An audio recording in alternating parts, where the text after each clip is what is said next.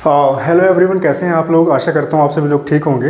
अभी हम सॉल्व करने वाले हैं एक्सरसाइज 9.5 का क्वेश्चन नंबर 5। यहाँ पे दिया हुआ है cos square x d Y by D x plus y बराबर 10x। एक कंडीशन यहाँ पे दी गई है। अब इसे अपन इसका व्यापक हल निकालना है। तो व्यापक हल निकालने के लिए ये अवकल समीकरण है, इसके व्यापक हल निकालना है। तो पहला स्टेप है हमारा इसे अरेंज करना। किस प्रकार से अरेंज करना? जो हमारा रैखिक अवकल समीकरण होता है d Y by D x plus P Y बराबर क्यू, इस प्रकार से अरेंज करना। तो हमारे पास यहाँ पे क्या लिखा हुआ है? कॉस स्क्वायर एक्स है, मतलब केवल ये वाला पद होना चाहिए सिंगल। तो इसके साथ क्या है? कॉस स्क्वायर एक्स है। तो इसे तो अपन लिख लेते हैं पहले, cos square x d Y by D x, ये अपने पास दिया हुआ है, प्लस वाई बराबर 10x। तो यहाँ पे cos स्क्वायर एक्स का डिवीज़न कर देते हैं सारे पदों में। क्यों? क्योंकि जब भाग करेंगे तो cos स्क्वायर एक्स यहाँ से क्या होगा? हट जाएगा। तो अपन डिवाइड करते हैं, ठीक है। तो यहाँ जब डिवाइड होगा तो यहाँ से तो हट गया, लेकिन यहाँ पे आ जाएगा। इसको ऐसा लिख देते हैं cos स्क्वायर एक्स और y, फिर यहाँ पे 10x बटे में क्या आ जाएगा? cos square x. ओके, इतना मिल गया। अब ये हो गया d Y by D x plus, इसे लिख सकते हैं सेक स्क्वायर एक्स। ये y पहले से जो लिखा था। अच्छा, कंफ्यूजन ना हो इसलिए y को आगे लिख देना आप, नहीं तो आप इसे समझ सकते हैं कि ये एक्स वाई लिखा हुआ है। बराबर यहाँ पे थोड़ा सा अपन यदि तोड़ लें इसको तो क्या नहीं तोड़ना है, 1 कॉस स्क्वायर एक्स को लिख सकते हैं सेक स्क्वायर एक्स, ठीक है। मतलब डिवाइड जब किए तो क्या मिला अपन को? D Y by D x मिला, प्लस यहाँ पे 1 कॉस स्क्वायर एक्स हो जाएगा बराबर 10x बटे कॉस स्क्वायर एक्स। तो जो 1 कॉस चूँकि होता है सेक, तो 1 कॉस स्क्वायर एक्स की जगह आ जाएगा सेक स्क्वायर एक्स बराबर यहाँ पे 10x सेक स्क्वायर एक्स।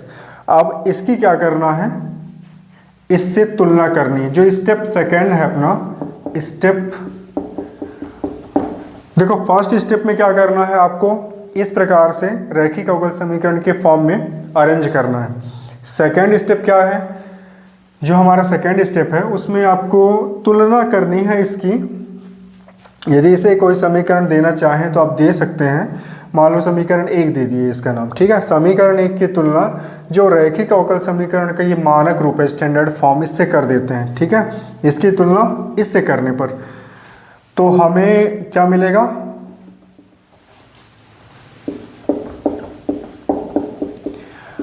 पूरा लिखना हो तो पूरा भी लिख सकते हैं कि तुलना किससे कर रहे हैं अपन? D Y by D x plus P Y बराबर क्यू से करने पर। तो जब आप तुलना करेंगे तो यहाँ पे p की जगह क्या लिखा हुआ है? Sec square x. तो p मिला सेक स्क्वायर एक्स, और उसके बाद q क्या मिला? q मिला 10x into sec square x. Okay, अब आपका जो स्टेप नंबर 3 है उसमें आपको निकालना है समाकलन गुणांक, मतलब IF निकालना है आपको। तो IF बराबर होता है e की पावर पी डी एक्स। तो e की पावर p क्या है? p है हमारे पास sec square x D X. तो सेक स्क्वायर एक्स का समाकलन क्या होता है? 10x होता है। तो e की पावर क्या मिला? 10x। मतलब हमारे पास जो समाकलन गुणांक है क्या मिल गया? e की पावर 10x। अब जो स्टेप नंबर 3 है उसमें आपको निकालना है, 4 है, उसमें व्यापक हल निकालना है। तो रैखिक अवकल समीकरण का व्यापक हल होता है ये सूत्र, y इंटू आई एफ बराबर यहाँ पे समाकलन q इंटू आई एफ, इसका समाकलन करना है with respect to x plus c। Okay, तो आपको अब जो जो वैल्यू मिली हुई है उसको क्या करना है? उसमें रख देना है। तो क्या क्या मिला हुआ है? जैसे y तो y ही रहेगा, इसकी जगह पे क्या लिखना है आपको? e की पावर 10x बराबर यहाँ पे क्या आ जाएगा? q क्या था हमारे पास? ये 10x sec square x, I F क्या था, आई एफ था ई की पावर 10x और यहाँ पे dx। ओके, अब इसके आगे प्लस सी। अब इसके आगे आपको थोड़ा सा सॉल्व करना है, सॉल्व करने पे ज़रूर ध्यान देना है यहाँ पे। अब ये कैसे सॉल्व हो सकता है, यदि मैं 10x को t ले लूँ, 10x को यदि आप t मान लें तो सेक स्क्वायर एक्स dx क्या बन जाएगा, dt। ओके, तो अब यहाँ पे आगे सॉल्व कर लेते हैं इसको। इसे आप समीकरण 2 बना लीजिए, ये पूरा अलग से अपन सॉल्व करेंगे। इसे अपन डिनोट कर लेते हैं i से। ओके, इसे पूरा अपन i से डिनोट कर लेते हैं। अब इसे सॉल्व करेंगे और जो भी मान मिलेगा इसका यहाँ पे रख देंगे, इसीलिए हमने इसका नाम दिया है क्या, समीकरण 2। ठीक है, तो अब आगे सॉल्व करते हैं। अपन मानते हैं यहाँ पे i हमने उसको मान लिया है, i बराबर लिखेंगे हम 10x ई की पावर 10x लिख लेते हैं और सेक स्क्वायर x dx यहाँ पे लिख लेते हैं।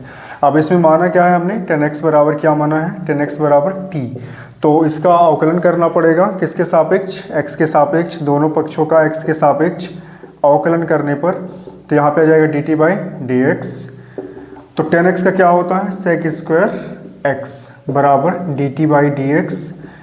तो dt क्या मिला, सेक स्क्वायर x dx बराबर dt। मतलब यहाँ पे अपन क्या लिख सकते हैं, यहाँ पे लिख सकते हैं 10x की जगह पे t और इसकी जगह पे आ जाएगा e की पावर t और dt। अब इसका फिर से आपको क्या करना है, समाकलन करना है। तो क्या होगा, पहला फलन अपन लेते हैं इसको और सेकंड में लेते हैं इसको। तो इसे लिखेंगे पहला फलन, दूसरे फलन का समाकलन t के रिस्पेक्ट में, फिर माइनस पहले फलन का अवकलन और यहाँ पे दूसरे फलन का समाकलन और इस पूरे पद का फिर से t के सापेक्ष समाकलन। तो इसका जब समाकलन हुआ तो et ही मिलेगा, फिर माइनस इसका क्या हो जाएगा 1 इंटू इसका समाकलन et ही मिलेगा, यहाँ पे आ जाएगा dt। तो 1 इंटू ई करेंगे तो आपको यहाँ पे et ही मिल जाएगा। ओके, फिर et का समाकलन। अब यहाँ से इसके आगे क्या लिख सकते हैं, i बराबर क्या मिला आपको, t और e की पावर t, फिर माइनस et का t के सापेक्ष समाकलन et ही मिल जाएगा। उसके बाद अब आपने i बराबर यहाँ पे t क्या था, क्या माने थे आप, 10x लिख सकते हैं, e की पावर 10x और यहाँ पे फिर से e की पावर 10x। ये i मिल चुका है, इस i को जो अपन ने समीकरण 2 दिया था इसकी जगह पे इस समाकलन का मान क्या मिला, ये इसे उठा के यहाँ पे रखना है। ठीक है,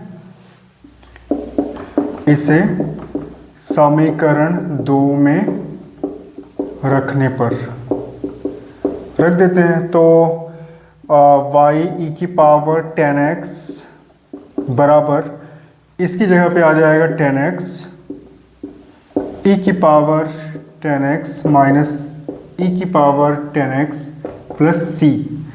अब यहाँ पे e की पावर 10x था, अपन को y चाहिए केवल, तो ये कहाँ जाएगा, बटे में जाएगा।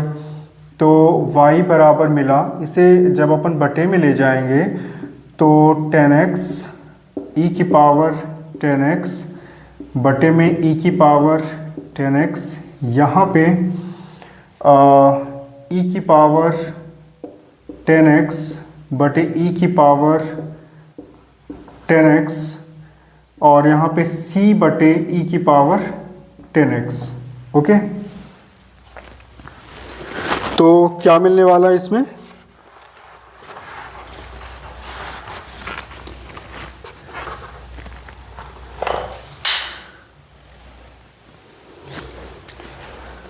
तो y बराबर क्या निकला, ये e की पावर 10x, e की पावर 10x कैंसिल हो जाएगा, यहाँ पे मिलेगा आपको 10x, फिर यहाँ पे आपको मिलेगा 1 और यहाँ पे आपको मिलेगा c e की पावर, इसको यदि ऊपर ले जाते हैं तो e की पावर माइनस 10x।